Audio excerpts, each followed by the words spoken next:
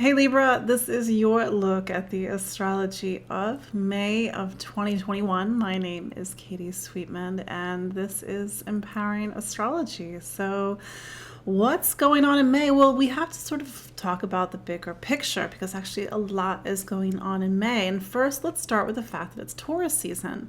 So, Taurus for you is the sign of your psyche. It's the sign that kind of gets you deep into the heart of who you are. Sometimes the shadowy, dark heart of who you are. And it's a place where we all have to go. I mean, we all have a sign that represents this in our chart and where we go to face ourselves.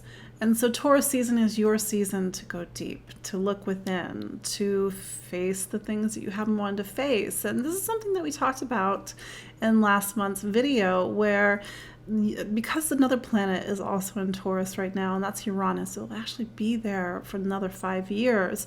But you are in the midst of in total, 6 to 7 year process of completely turning on a light in the deepest parts of yourself. This is a huge emotional shift for you.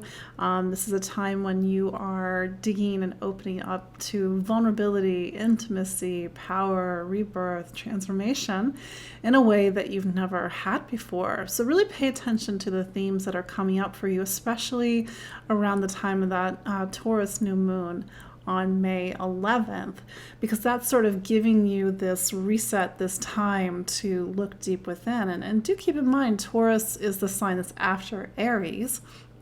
Aries is your relationship sign. And what do relationships do? They force us to look at ourselves, to feel the uncomfortableness or the vulnerability of having somebody in our life who makes us look at ourselves differently.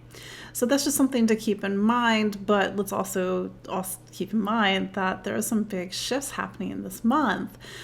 We do have a couple of planets going into Gemini. Starting on May 3rd, Mercury goes into Gemini, and then 5 days later, Venus goes into Gemini. So Gemini for you, Libra, is your sign of truth, it's faith, meaning. It's a sign that makes you want to search and explore the world for answers.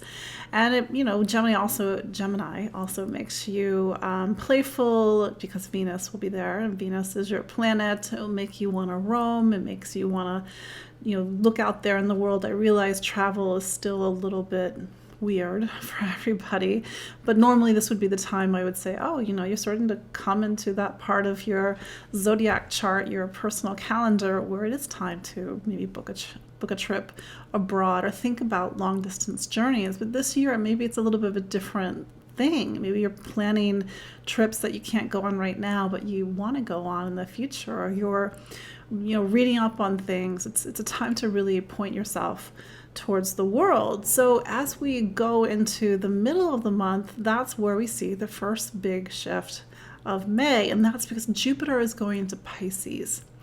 So Jupiter is going into your sign of health and wellness. How do you take care of yourself? How do you organize your day? How do you optimize your health? And Jupiter going into that part of the chart, we would say in astrology, Jupiter is ruled by Pisces, so Jupiter will be right at home. And because it's at home, Jupiter makes this part of your chart strong. It'll be strong until the end of July. It'll be strong when Jupiter goes back into Pisces in December. What does it mean, strong? Well, Jupiter is really giving you the confidence, the push to make some big positive, healthy changes in your life. If you need to make a change in your diet, or, I will say, because Pisces sometimes can talk about being really sensitive to toxins or, food allergies. So maybe you need to shift something, of course, not a doctor, but, maybe you need to shift something in like the foods you eat, or, listen to your body.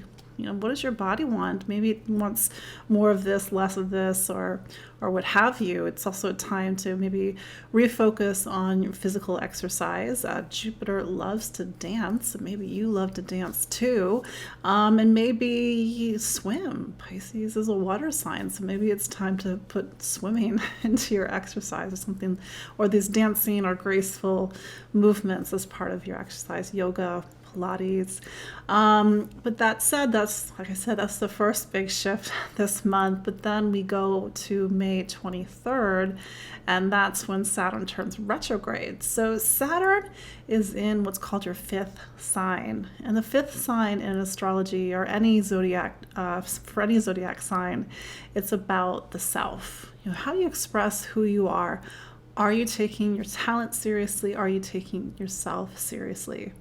So for you, Libra, this is a time for you to get very, between the end of December of 2020 all the way to March of 2023, sort of this big hand on the clock is pointing towards this area of your life. And what does this mean?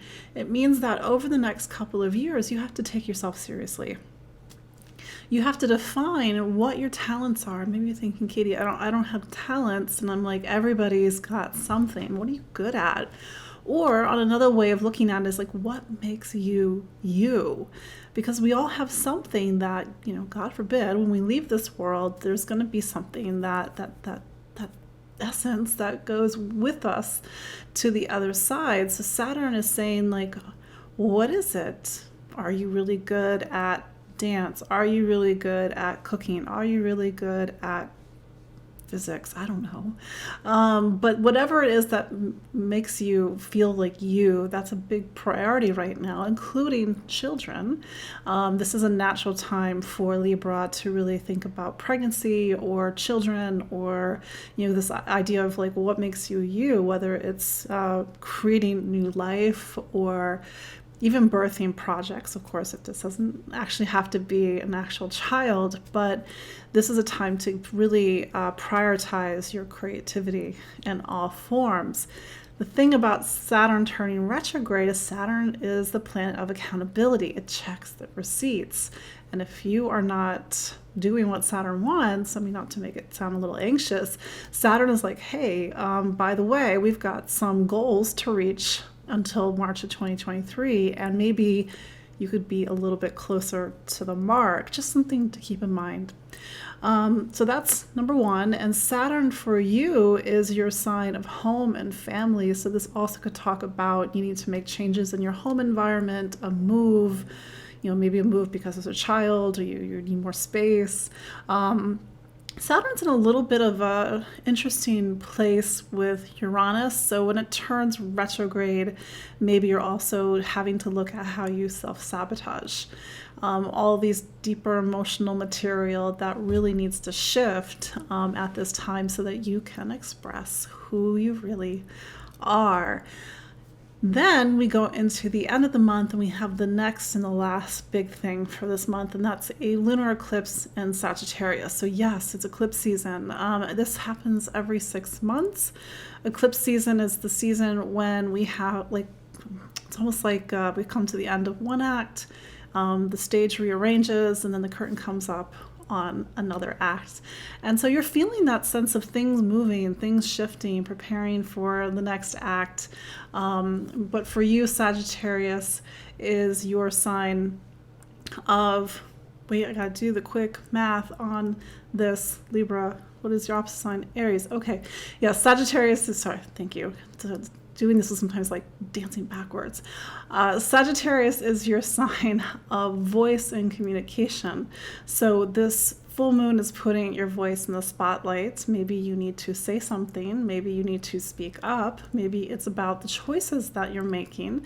Do keep in mind that you're in a larger period of time, because this is not the first eclipse in Sagittarius in this series. You had one back on December 14th, and you had one back on June 5th of 2020. So you need to get serious about the choices that you're making. But nevertheless, this is a time to focus on your education, classes, workshops, getting new ideas, getting new perspectives, but also at the same time, Sagittarius about wisdom and knowledge and the world. So there's this interesting kind of push-pull that's happening with this full moon. And with Jupiter and Pisces, maybe you've got a lot of big ideas, but how do you make them reality? Maybe you need to get organized. Maybe you have to start a project. Maybe you have to make some choices that really show up in your day-to-day life. So this is your look at the astrology of May of 2021. Again, my name is Katie Sweetman. I'm with Empowering Astrology. You can follow me online at empoweringastrology.com. I'm on Instagram. I'm on Facebook. You can sign up for my newsletter. You can book a consultation. And of course, you can subscribe to this YouTube channel for more videos. Yes, I do weekly videos. So until next month or even next week, take care. Bye.